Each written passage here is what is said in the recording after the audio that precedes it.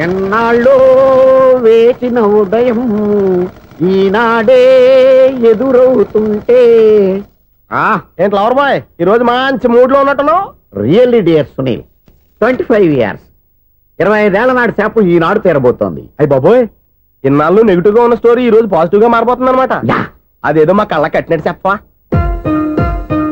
25 years, 25 ఏళ్ల క్రితం నేను అరవింద స్వామిలాగా చాలా అందంగా ఉండేవాడిని. ఆ విషయంలో ఆకాశంలో చూస్తా చెప్పాలా? ఫ్లాష్ బ్యాక్ లో అలాగే చెప్పాలి. ఓహో, కంటిన్యూ చేయి. ఆ రోజుల్లో నేను లండన్ లో చదువుకునేవాడిని. ఏంటి లండన్ లోనే? అప్పుడు నా చుట్టూ లేడీ ఫ్యాన్స్ ఉండేవాళ్ళు. నీకే? ఎస్, సరిగ్గా అదే రోజుల్లో రిలేటివ్స్ మ్యారేజ్ గా ఇండియాకి వచ్చాను. ఆ పెళ్లిలో మొట్టమొదటిసారిగా ఐశ్వర్యరాయని చూశాను. నా గుండె గుడి గంటల కంటే వేగంగా కొట్టుకుంది. అప్పుడే నాలో మొదలైంది. ఏటి సొగరా? కాదు, ప్రేమ. ఓహో, అంటే నీ ప్రేమ కదా సిల్వర్ జూబ్లీ ఆడేసింది అనమాట. ఎగ్జాక్ట్లీ. నేను టీనేజ్ గర్ల్స్ తో చిలుపుగా తిరగడం చూసి అమ్మాయి ఎంజాయ్ చేసింది. ఆ అమ్మాయిలో ఉన్న అమాయకత్వాన్ని నేను ఎంజాయ్ చేశాను. నాలో ఉన్న సంథింగ్, ఆమెలో ఉన్న సంథింగ్ మా ఇద్దరికి నచ్చాయి. ఒక్కళ్ళనొక్కడు ప్రేమించుకున్నాం. మీ పెద్దోళ్ళు ఒప్పుకుని ఉండరా?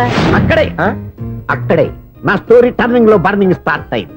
నా పేరెంట్స్ కి ఆ అమ్మాయి అన్నయ్యకి వచ్చిన క్లాష్ లో వాళ్ళ అన్నయ్య ఆ అమ్మాయిని తీసుకుని ఊరెళ్ళిపోయాడు. ఒక్క నిమిషం ఆగవా, ఇక్కడ నుంచి నేను చెప్తాను చూడే. చెప్పు. ఆ అమ్మాయిని తీసుకుని వాళ్ళ అన్నయ్య ఊరెళ్ళాడు.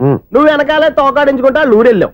ఆ అమ్మాయిని ఇచ్చి పెళ్లి చేయమని వాళ్ళ అన్నయ్యని అడిగావు. దానికి వాళ్ళ అన్నయ్య ఒప్పుకోకుండా నీకు 1 ఎకరం పొలం ఇచ్చి అతనికంటే ఓ బత్త ఎక్కువ పండించమని ఆఫర్ ఇచ్చాడు. దానికి నువ్వు సై అన్నావు. కరెక్ట్, ఎగ్జాక్ట్లీ అన్ని తెలిసినట్టే చెప్తున్నావే. నా స్టోరీ నీకెలా తెలుసు? నాకంటే మొత్తం ఆంధ్రప్రదేశ్ అంతా తెలుసా. ఈ సినిమా ఎప్పుడు రిలీజ్ అయ్యి 100 ఆడేసింది. ఏంటి, నా స్టోరీ సినిమా తీసారా? ఇది ఎక్కువ మాటగా సినిమా వాళ్ళ దగ్గర రివాల్వర్స్ ఉంటాయి. AK-47 ఎదురైనా సరే ఇది నా కథ. మిగిలింది నువ్వు చెప్తావు, చెప్పమంటావా? ఈ వయసులో నీకు అంత స్ట్రెయిన్ ఎందుకులే, నేనే చెప్తాను. నేను చెప్పు. నువ్వు కష్టపడి పొలం దున్ని పంట పండించావు. దాంతో ఇలన్స్ నీ పంటను నాశనం చేద్దాం అనుకున్నాను. ఎన్నే వాళ్ళ అన్నయ్య వచ్చి నీ పొలంలో ఎక్స్ట్రా బత్తా ధాన్యం పెట్టి నేను గెలిపించేసాడు. సినిమాలో అలా మార్చారా? ఒరిజినల్ గా అలా జరగలేదా? ఒరిజినల్ గా బస్తా తక్కువ పడింది. అందుకే కదా వాళ్ళ అన్నయ్య అమ్మాయి నాకు ఇచ్చి పెళ్లి చేయలేదు. ఏమైనా సరే మేము పెళ్లి చేసుకోవాలని నిర్ణయించుకున్నాం. One fine day.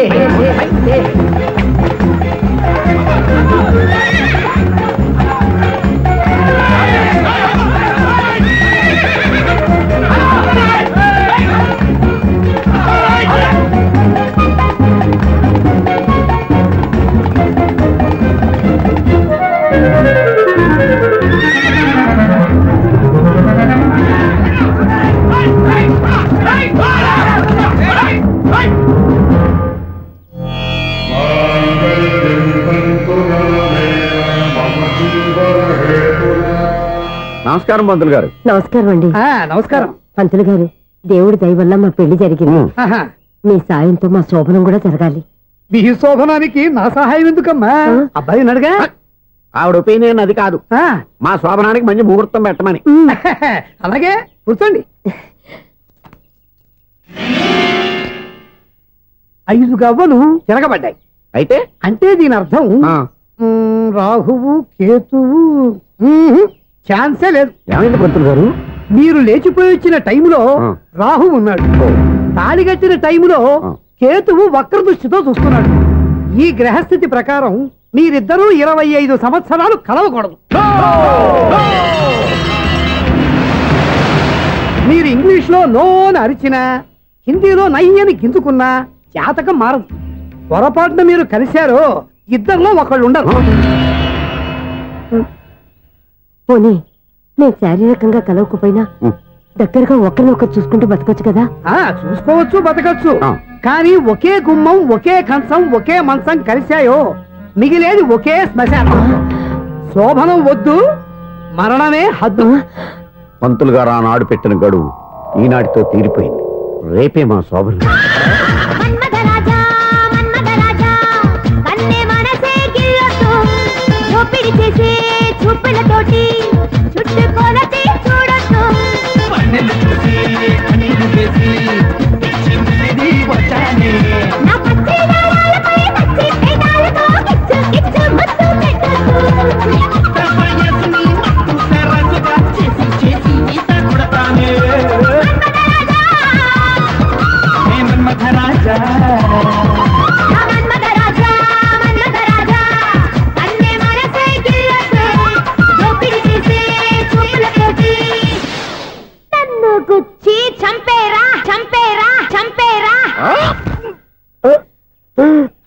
ఈ మాత్రం దానికి 25 ఏళ్ళు ఏడ్ చేయాలా?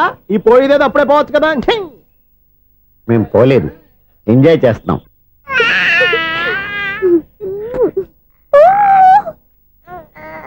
రే ఉంగా ఉంగా కాదురా, అమ్మా అమ్మా అని పిలు. ఏం పిల్లాడివిరా నువ్వు, అదే ఆడపిల్ల. రే ఉంగా ఉంగా కాదురా, అమ్మా అమ్మా అని పిలు.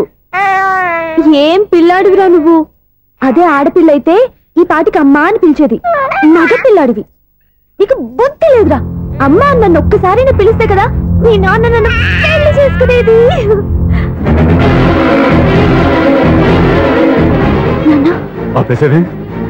నేర్పు, అమ్మ అనడం నేర్పు.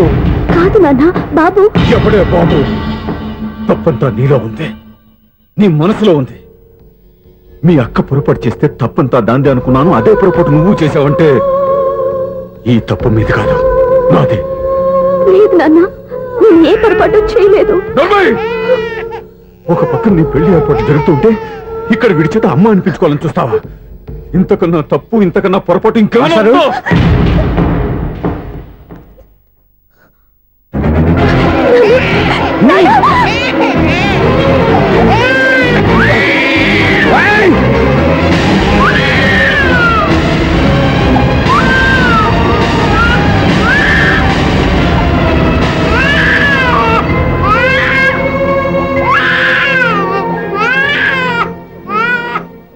క్షమించండి, మీరు పెద్దవారు.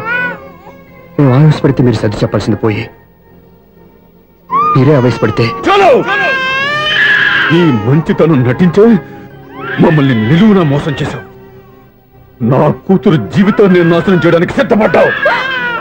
సార్ నేను చెప్పేది ఏంటో నువ్వు నాకు చెప్పేది? నువ్వు మాయ మాట చెప్పకపోతే నా కూతురు నీ వల్ల పడుతుందా, నీ కొడుకు చేత అమ్మ అనిపించుకోవాలని చూస్తుందా? నీలాంటి నయవంచుకుని నా గడపలోకి అడుగు పెట్టినటమే నేను చేసిన మహాపాపం. నమ్మించి గొంతు కోసావు కదా.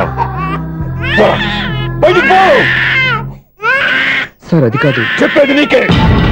మర్యాదగా బయటికి వెళతావా, మెడ పెట్టుకుని నెట్టమంటావా? హలో, బయటకి నెట్టే ముందు ఇతను ఎవరో తెలుసుకోండి. నువ్వే మాట్లాడదా? నన్ను ఆపకో. ఈ నేను అవమానించిన తర్వాత తలదించుకుని నుంచోవాల్సిన అవసరం నీకు లేదు. నేను చెప్పే తీరుతాను. నువ్వేంట్రా చెప్పేది? మీరు ఇప్పుడు ఇసిరేసారే, ఈ బిడ్డ ఎవరనుకున్నారు? మీ మనవడు, మీ పెద్ద కూతురు 9 నెలల్లో మోసి కన్న బిడ్డ.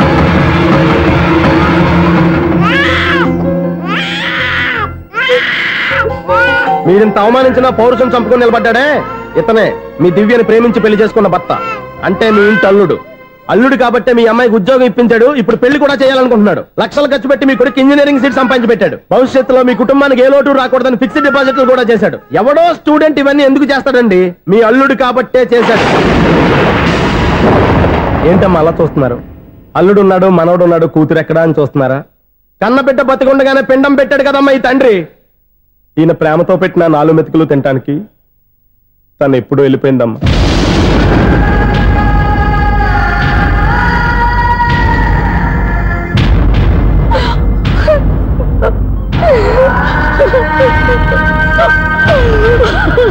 ఏంటి సార్ ఆలోచిస్తున్నారు? ఇప్పుడు మీ ఇష్టం. ఎన్ని కర్మలు చేసుకుంటారో చేసుకోండి, ఎన్ని పిండాలు పెట్టుకుంటారో పెట్టుకోండి. ఇంకా ఎందుకు ఎక్కడ నిలబడ్డావు? చదువు జ్ఞానాన్ని పెంచుతుంది. అందరికీ చదువు చెప్పి చెప్పి ఈయనకున్న జ్ఞానం ఎప్పుడో పోయిందిరా. రే, కన్న కూతురు బతికుండగానే కర్మ చేసిన ఆయన అల్లుని తీసుకుని నెత్తి మీద పెట్టుకుంటాడు అనుకుంటున్నావా? అసలు ఎలాంటి మనుషులతో అనుబంధం పెంచుకోవాల్సిన కర్మ నీకు లేదురా. పద.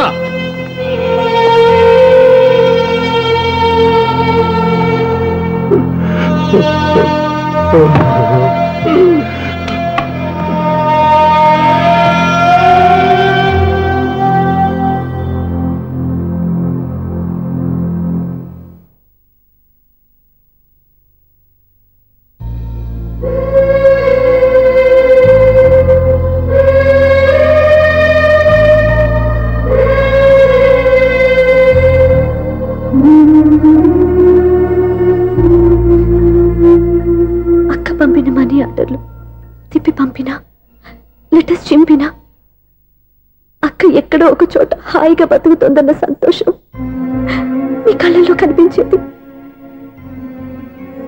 ఇప్పుడు అక్క చనిపోయిందని తెలిసి ఉన్న చోటే కూలిపోయారంటే అక్క మీద మీకెంత ప్రేమ ఉందో తెలిసిపోతుంది.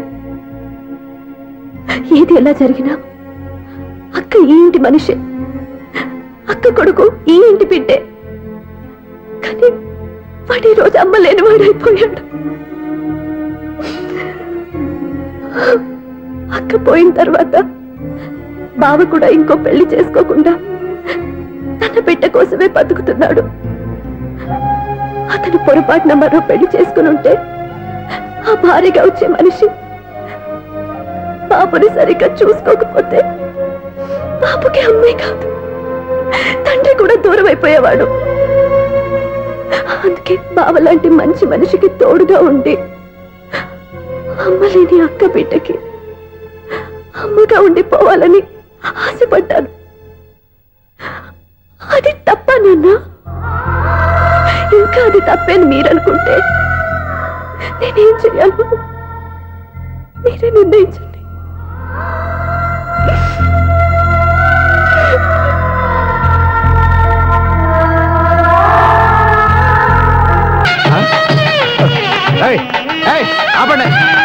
ఏంటయ్యా చెవిటోడి మీద సన్నయ్య అవుతున్నారు? ఏంటండి ఆయన చెబుతాడా? మరి అదేంటి శంకర శాస్త్రి తాళం వేస్తున్నాడు? మూల శంకర శాస్త్రి ఏం కాదు గురువు గారు, వాళ్ళు ఎప్పుడు ఆపేశారు, మీరు ఇంకా ఆపలేదు. బాగా చెప్పావు.